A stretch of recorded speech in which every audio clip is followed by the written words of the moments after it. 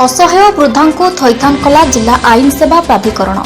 अंतर्जातीय वृद्ध दिवस अवसर में घर विताड़ित जोड़े निवासी को थैथान कला जिला आईन सेवा प्राधिकरण। मालकानगिरी जिला स्थित 119 कॉलोनी निवासी रजनी पंडा नामक वृद्धा सहर में बुलुवा बेले हाथ भांगी जाइथिला।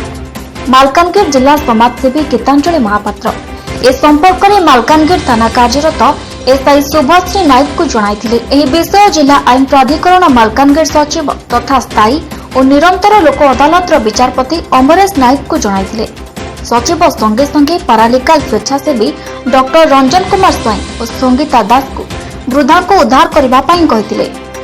सचिव समस्त विषय बुझी वृद्धा को उद्धारकर्ता टीम को जरिया जिला सामाजिक सुरक्षा अधिकारी को पठाई यथाशीघ्र वृद्ध महिला को थैथान करी तांको आशु चिकित्सा सकाशे जिला सामाजिक सुरक्षा अधिकारी को चिठी माध्यम आदेश देइछन्ति।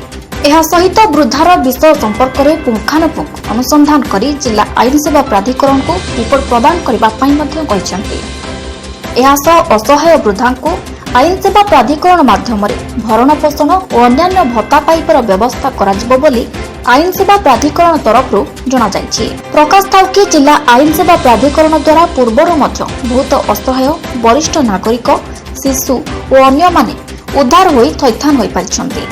मालकानगिरी जिला प्रतिनिधि अजित कुमार सगरिया रिपोर्ट एसएसटीवी ओडिया 24।